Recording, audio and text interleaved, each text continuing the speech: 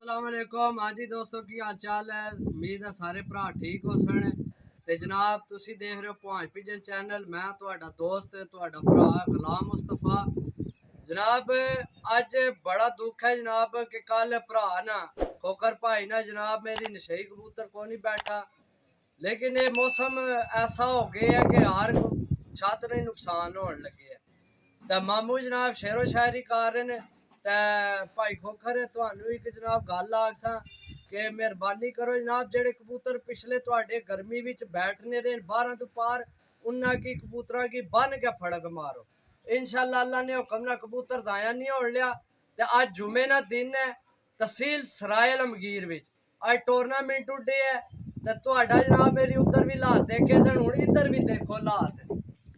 आज टूर्नामेंट उड्डया तहसील सराय अलमगीर ना सुबह तकरीबन 8:30 बजे ना टाइम है ते मौसम तुसी देख सकते हो जिस तरह के शाम हुई है। ते कबूतर जैसे ही अपर गेंद है जनाब फुल जनाब मौसम बंद होया अपरों। ते जनाब है देख सकते हो जिस तरह के बदल ही बदल है, कोई कबूतर ऊपर नजर नहीं आ रहा फिल वक्त। तो बाकी जनाब दुआ करो अज उससे ही विन होना है जिसने आज बहने। ठीक है, वैसे साडे पिंड विच भी 3-4 छत्तां उड्डियां ने, लेकिन हाजर वक्त इस टाइम ते कबूतर इक्का दुक्का ही नजर आना पे, बाकी कोई कबूतर नहीं नजर आ रहा। ये भी कोई पता नहीं कि उन्हें छत्तां ना है भी है या कोई बाहरों चढ़े है, क्योंकि एकदम मौसम खराब होया। हुण बारिश भी लग गई है, बारिश भी लग गई है। ते अद्धे अद्धे घंटे विच मौसम बने यही गल है। अद्धे कबूतर घंटे जैसे ही अपर गए न पहला बिल्कुल ते मौसम जनाब साफ ए सी। साइड तो तूफान आया, इधर आओ बिल्कुल जी, जनाब इधर मौसम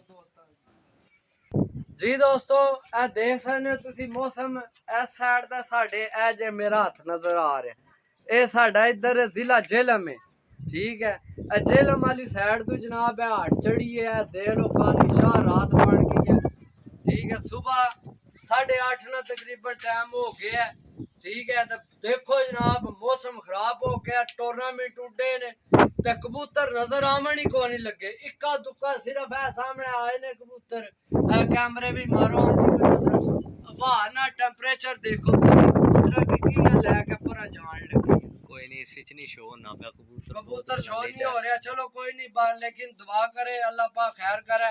ते खोखर भाई जनाब तुसी परेशान नजर आ रहे हो, क्योंकि तुसी वीडियो विच ये गल आ रहे हो कि खुडे खाली सारा कुछ खाली।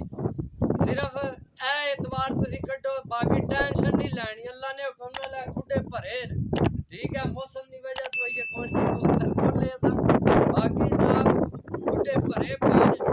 जनाब ये भी कबूतर तुहाडे खोखर भाई ਅਸੀਂ ਤੁਹਾਡੇ ਨਾਲ ਆ। ਸਾਡੀ ਪਹਿਲੀ ਵੀਡੀਓ ਵਿੱਚ ਵੀ ਅਸੀਂ ਆਖਿਆ ਸੀ ਮਾਲੀ ਜਾਨੀ ਜੋ ਤਾਮਨ ਹੈ ਸਾਡੇ ਕੋਲ ਹੋਇਆ ਅਸੀਂ ਨਾ ਭਰਾ ਵਾਸਤੇ ਕਰਾਂਗੇ। ਠੀਕ ਹੈ, ਤੇ ਇਨਸ਼ਾਅੱਲਾ ਅੱਲਾ ਨੇ ਹੁਕਮ ਨਾਲ ਨੈਕਸਟ कोशिश करो कि अस्से डाओ ही ना, जेठ डाओ जेठ। ठीक है, जेठ ही एक तो मौसम सही मिलने तो कबूतरबाजी करने की चस भी आमनी है। तो दुआवां विच याद रखो, इंशाअल्लाह मिलसा फिर नेक्स्ट वीडियो। अल्लाह हाफिज।